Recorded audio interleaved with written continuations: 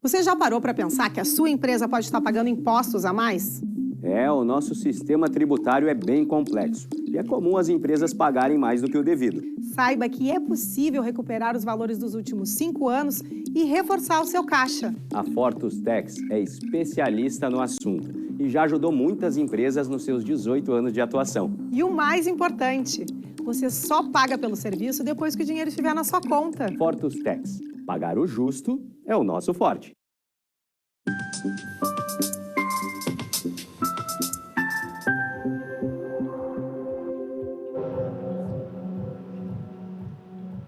Olá, sejam todos bem-vindos. Está no ar o programa Papo Certo. Comigo, Amanda de Oliveira e Evanira Guiar.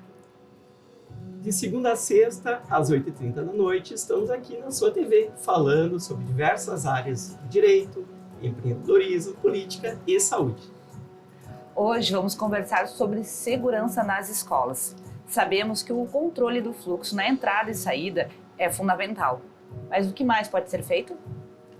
Estamos recebendo o Major da Brigada Militar, Gelson Luiz Guarda. Seja bem-vindo ao programa, muito obrigado. Oi, Ivanir, Amanda, para mim é um prazer estar aqui, falando de um tema tão importante que trata de um bem maior, que são nossos filhos, nossos estudantes. Seja bem-vindo então, Major Gelson. Muito obrigado. Venha participar do Papo Certo, enviando a tua pergunta ou comentário através do nosso WhatsApp que aparece aí na tela, para interagir com o nosso convidado que vai responder as suas perguntas aqui no nosso programa. Fique aí que em 30 segundinhos estamos de volta.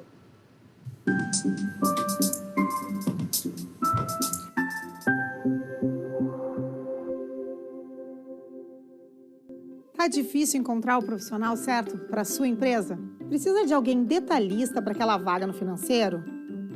Quem sabe um criativo para o marketing? Ou ainda, alguém focado em resultados? A Fortus RH utiliza técnicas de seleção e processos estruturados, realizando entrevistas, aplicando provas e testes específicos. Tudo isso para buscar a pessoa certa para a vaga certa. Fortus RH. Conectar pessoas é o nosso forte.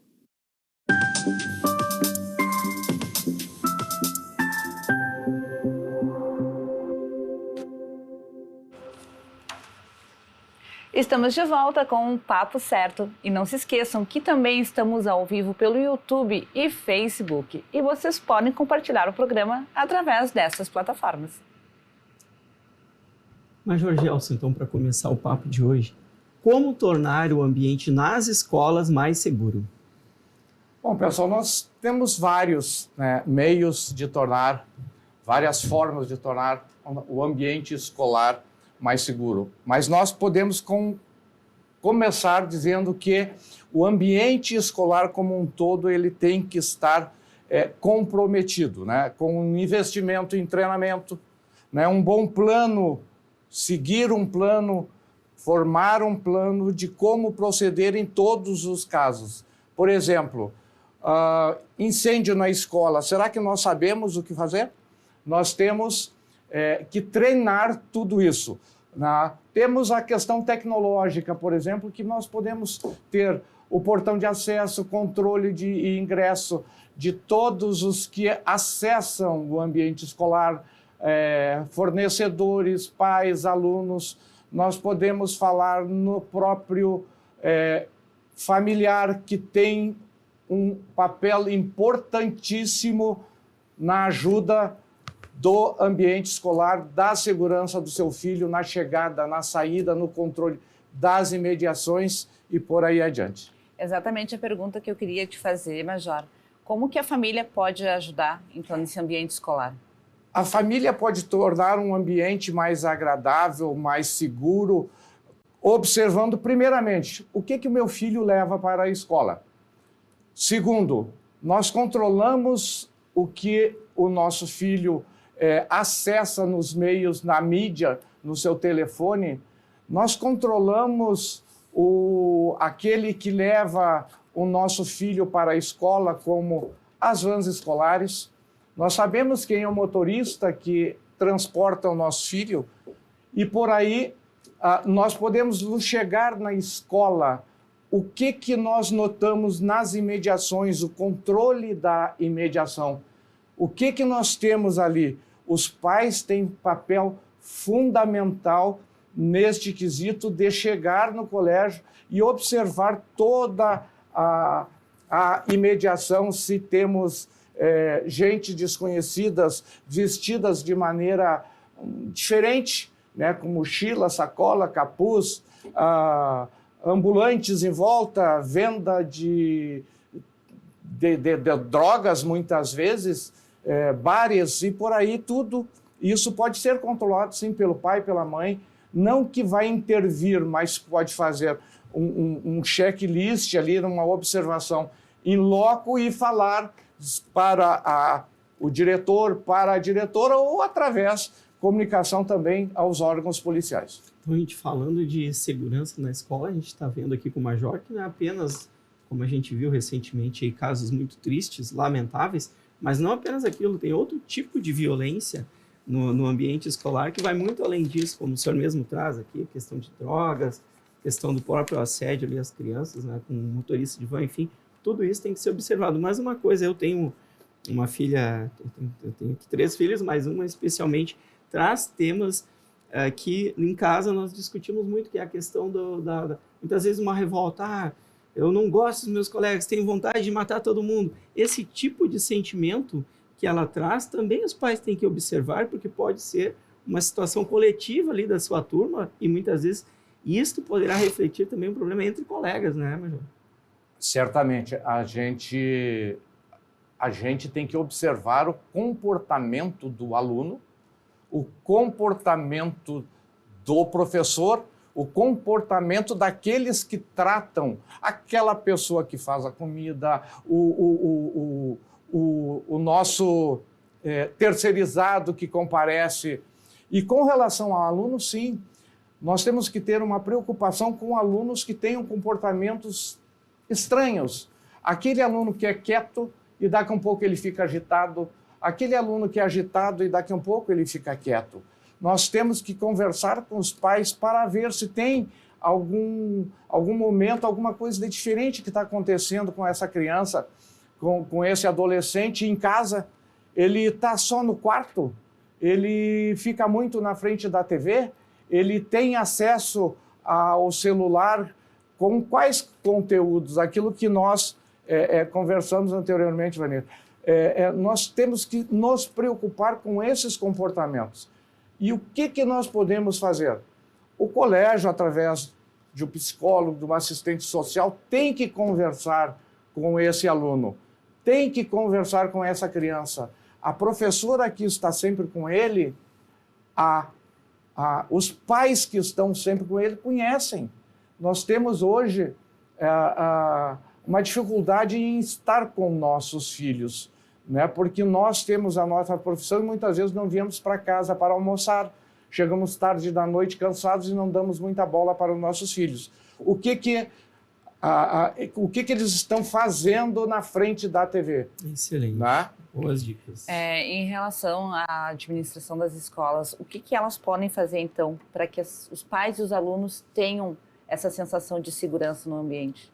A escola é muito importante ela chamar essa comunidade escolar, fazer reuniões, conversas com os pais, conversas com psicólogos, trazer até policiais, até pessoas que convivem com aulas, com instrução para conversar com o aluno.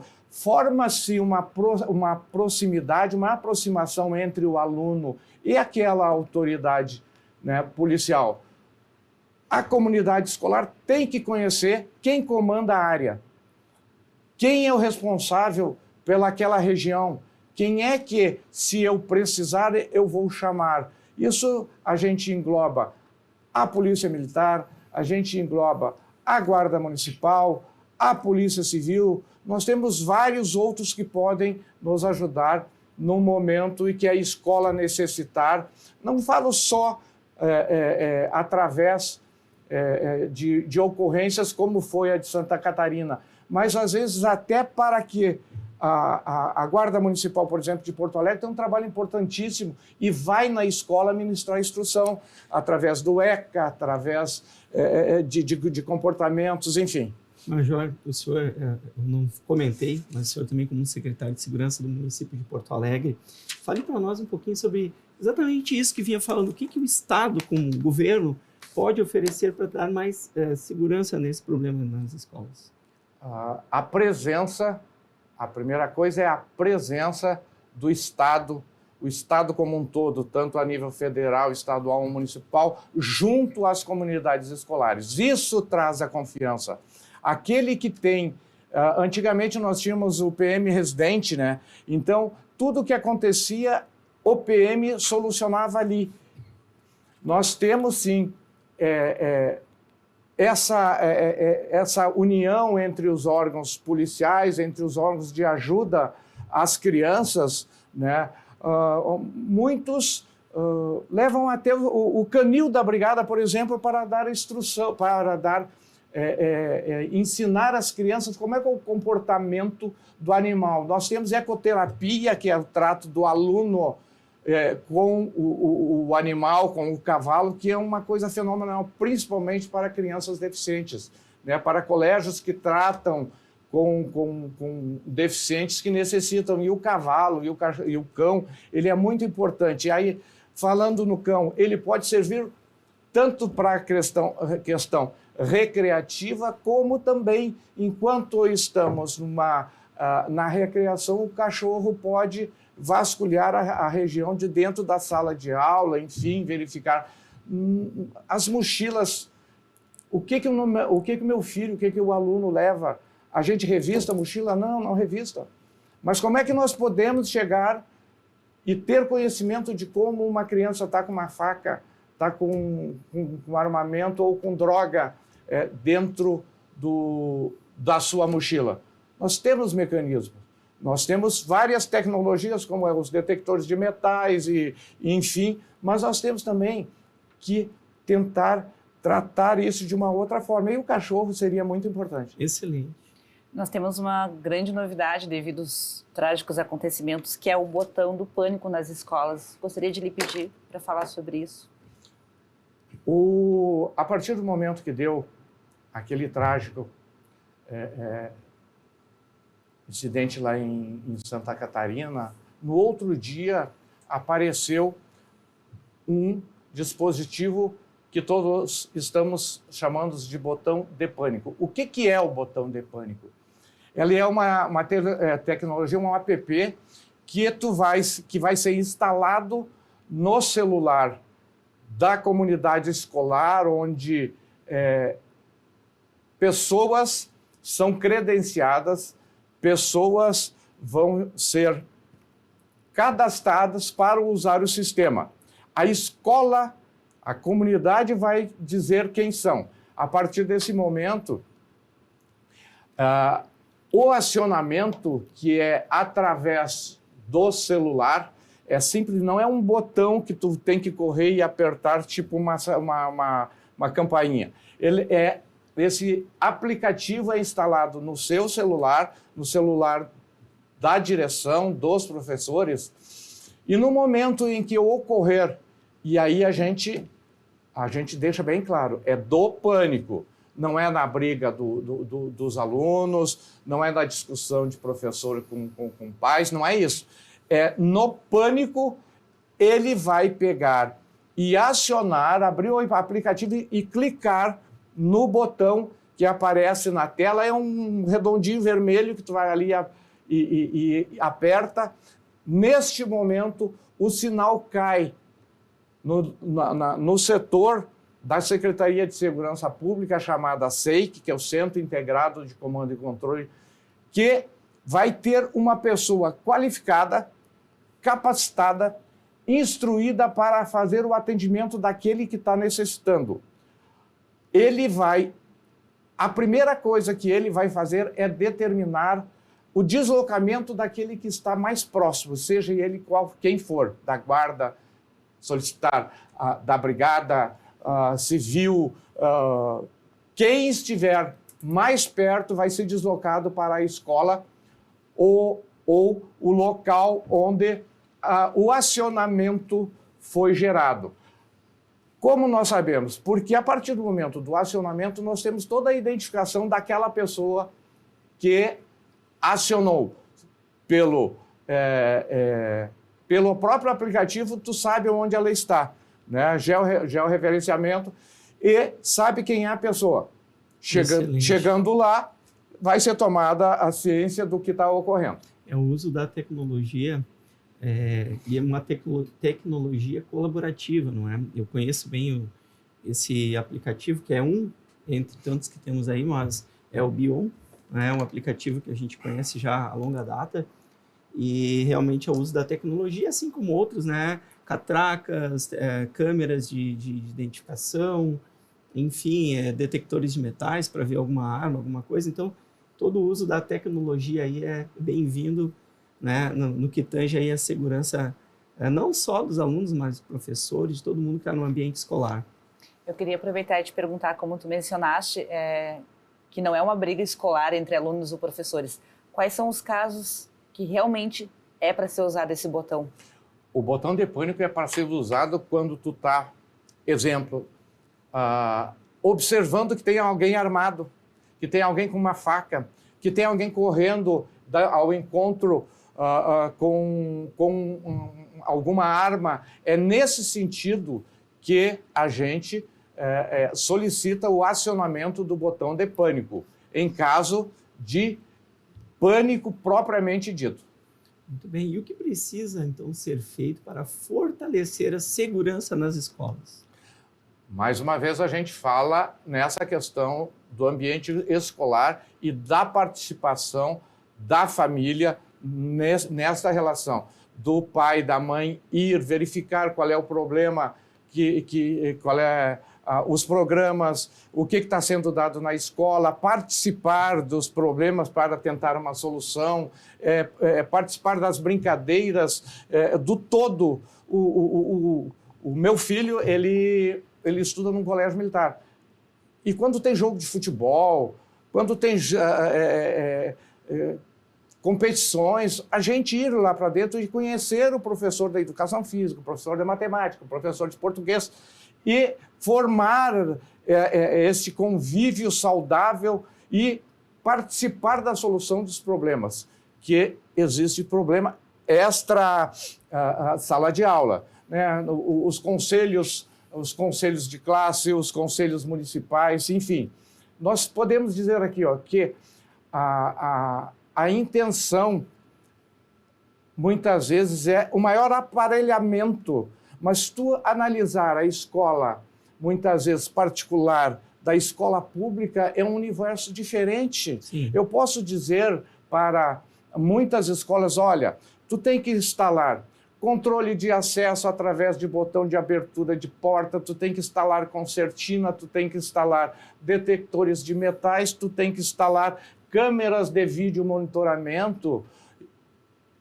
E para uma escola isso é perfeitamente factível, mas para outras escolas eles vão olhar para mim e vão dizer assim, antes olha, eu tenho que consertar o eu bebedouro. tenho que ter dinheiro. Antes tem que consertar o bebedouro, que é a realidade da escola pública. A estrutura da escola é muito importante. E aí a gente vai, talvez eu pule um pouquinho, aí a gente vai falar, a escola de ensino infantil, o trato é o mesmo da escola de ensino fundamental e médio? Não, por quê? Porque certamente a escola de ensino infantil é quem vai sofrer o ataque, os alunos vão ser as vítimas. Então, o que tu tem que fazer? Tu tem que investir para que a escola não seja violável, com muros, em cima dos muros, as concertinas, e aí a gente vai.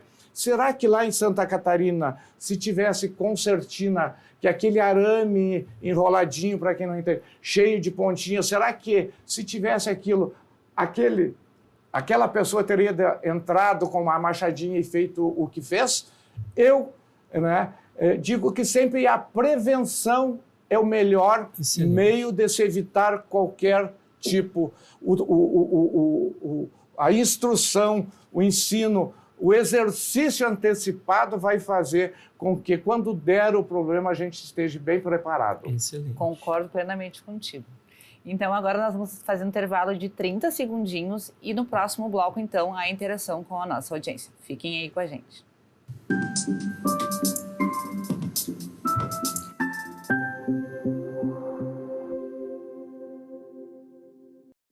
Em tempos de juros altos, margens reduzidas e incertezas, rever estratégias é fundamental para manter o seu negócio competitivo. Esse cenário exige planejamento e organização financeira. Nessas horas, qualquer ajuda é bem-vinda, mas a ajuda de um especialista é necessária. A Fortus Consulting conhece na prática e tem as soluções adequadas para cada situação. Fortus Consulting. Melhorar os seus resultados é o nosso forte.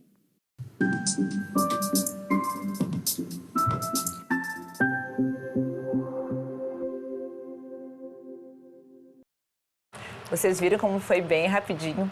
Então eu quero já aproveitar e te convidar para nos seguir nas redes sociais e também te lembrar que estamos ao vivo nos principais canais digitais, NET, Claro, Vivo e Tubarão.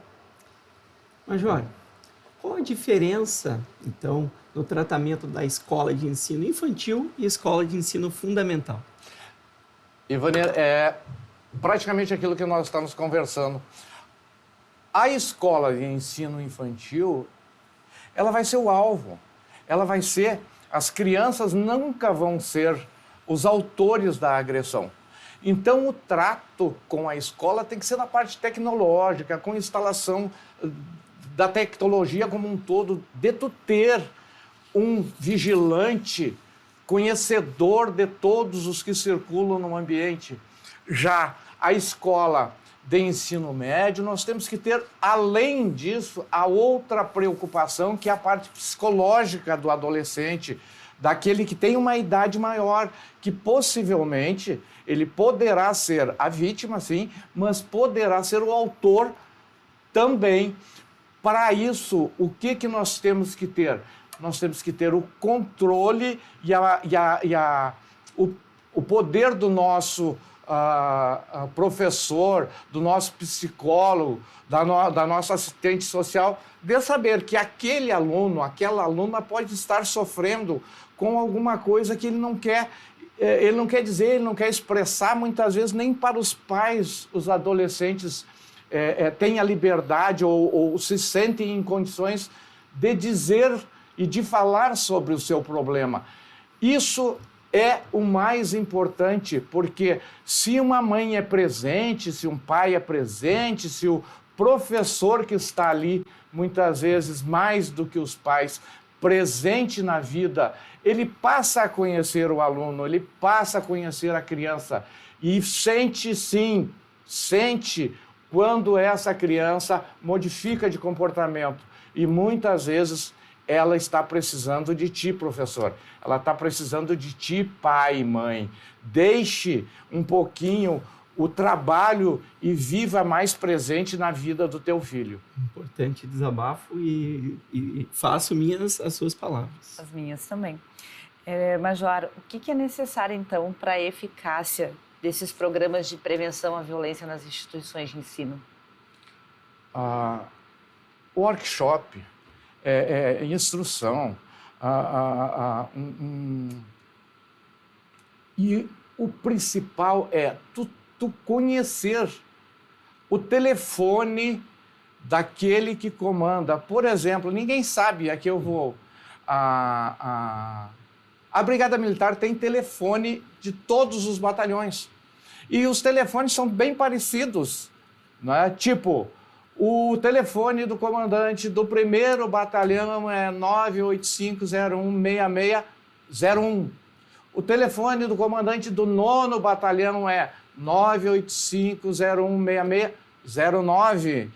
Então, o final do batalhão é o número do telefone. É muito fácil de guardar. Quiser falar com o comandante do 19º Batalhão, é 985016619. Então, as pessoas não sabem disso. Mas a presença do policial, a presença do guarda municipal, a presença de pessoas que tratam com o ambiente escolar é muito importante. Muito bem. E o que devemos ter sempre em mão para o uso em caso de uma emergência? Né? O que nós devemos ter em mão é os telefones de emergência, né?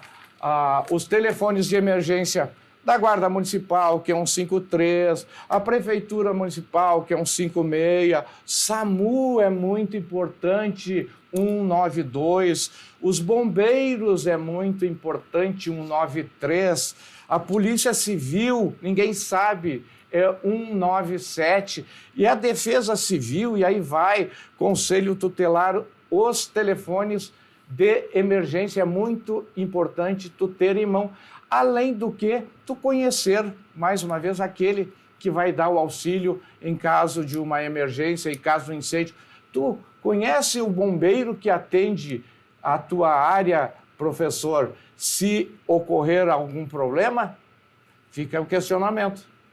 Agora chegamos no momento da interação com a nossa audiência e chegou uma mensagem aqui que eu achei muito interessante, Major, e eu vou ler então. Meu filho tem 11 anos e falou que tem um colega de 13 que fala muito em armas e assassinatos. O que eu devo fazer? Procurar a polícia ou o conselho tutelar? Eu acho que, primeiramente, tu tem que observar a criança com aquele psicólogo, um assistente social, aquele professor que conhece a criança. Tu tem que falar com o pai, com a mãe dessa criança, ver se ele está enfrentando algum problema em casa, se ele já teve casos ao seu redor de parentes que tiveram esse problema. E sim, se tudo isso não adiantar, tu vai precisar dos órgãos de inteligência, talvez, para ficar perto dessa criança e ver se teve algum problema. Então, é aquilo que a gente fala sempre, é o cuidado do nosso bem maior, que são os nossos filhos, porque eu sei o problema lá em casa quando tem com o meu filho e com a minha filha, porque o comportamento deles mudam.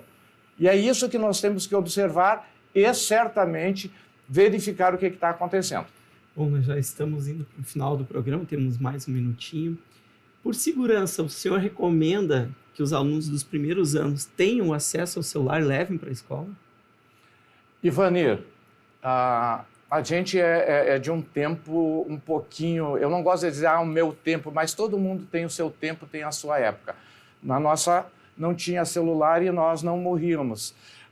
O celular, ele é muito necessário para determinadas coisas e prejudicial para outras. Tu estar com o celular dentro da sala de aula é bom? Não, ele atrapalha a sala de aula, o professor está... o professor terá o celular. O professor tem o celular. Eu vejo que não tem necessidade do aluno, na hora da escola, estar com a presença, estar com o celular na mão. Sim, ele para fazer contato com seu pai, para fazer contato em caso de alguma necessidade, ele é necessário. Mas na sala de aula, particularmente, eu sou totalmente contra. E é ele que vai pedir, em caso de emergência, se ele está na frente de um professor, né? Eu acho que o professor é quem tem o dever de zelar pelo aluno enquanto ele estiver dentro da sala de aula. Perfeito. Major, eu gostaria muito de lhe agradecer pela sua presença aqui no nosso programa, em meu nome, do Evanir, e também da nossa equipe.